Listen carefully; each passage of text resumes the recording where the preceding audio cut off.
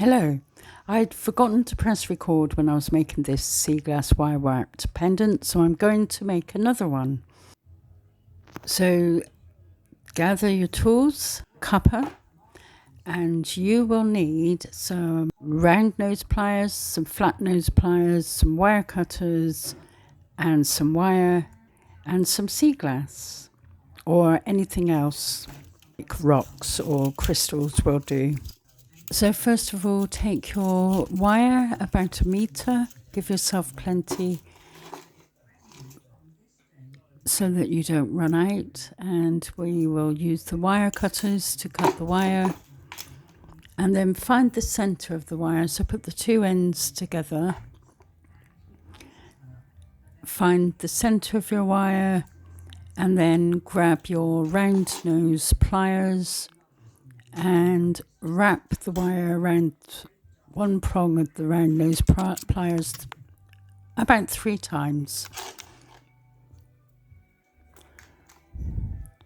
So we just wrap it round, and then after about 3 times we will twist the wire together, and there you've made the top of your pendant.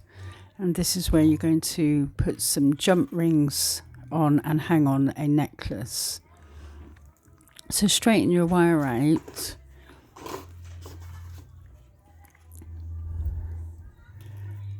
And make sure that the 2 pieces of wire are quite close together to fit on the back of your piece of Seaglass or crystal or pebble. If you're practicing, pebbles are good for practicing.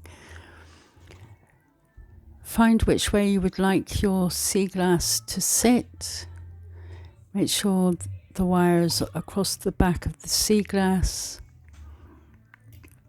And then we'll bring the wire up across the front and then cross the 2 wires over together on the front of the Seaglass so that it crosses over.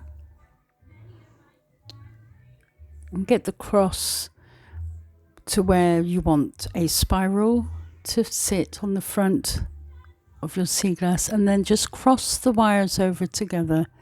This can be tricky sometimes, but practice makes perfect, and that's not always perfect. I make lots of mistakes, and I had already made a Seaglass, but I forgot to press record. And so your first one's always better than your second one. But when you've got a spiral, bring the wires up around the hoop at the top, and that locks it into place. And then we want to secure the Seaglass, so I'm going to try and wrap the wire around the side of the Seaglass just to hold it all into place. I don't want to ruin the design, and I'm not sure that putting these wires across the top of this spiral is going to work. I don't really like how that's working, so I'm going to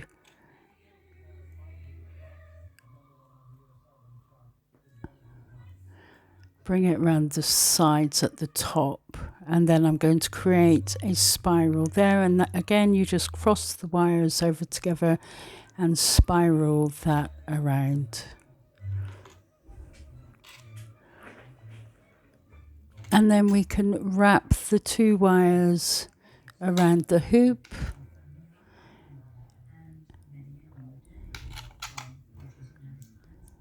Just wrap them around nice and tight. And I'm going to get the flat nose pliers, and I'm just going to tighten the wires up a bit. I'm going to kink the wire, and that just pulls it a bit tighter, and that will hold the Seaglass in place. I'm going to do all 3 wires there, just to tighten it all up a bit. That's all nice and secure. I'm going to press some of the wires that might be sticking up a bit, flatten them against the Seaglass, and then continue to wrap these wires around the hoop at the top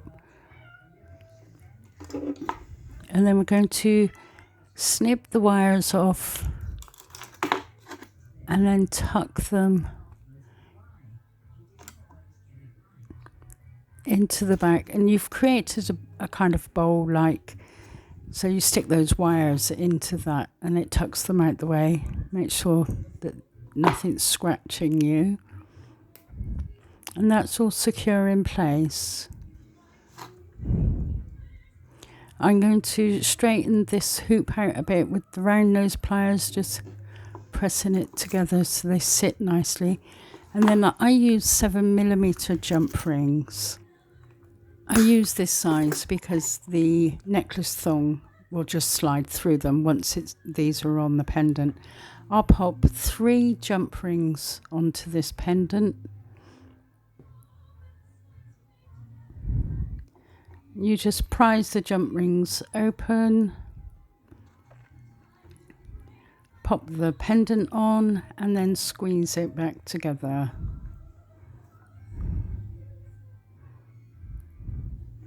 So prise them open rather than pull them open, sort of sideways.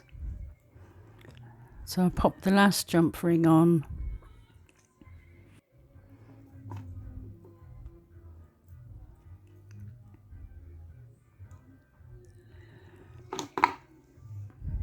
And then I'll grab a waxed cord which has a lobster claw and adjustable chain.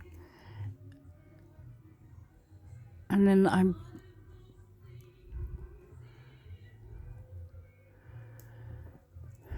and there we have a Seaglass, a wire wrapped Seaglass necklace.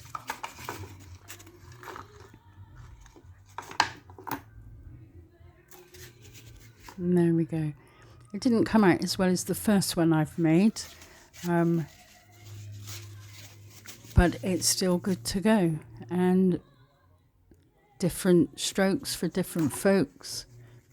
It's surprising sometimes the ones that you don't think are that good will still sell. People like different things. And I pop them in a box. And that one's good to go.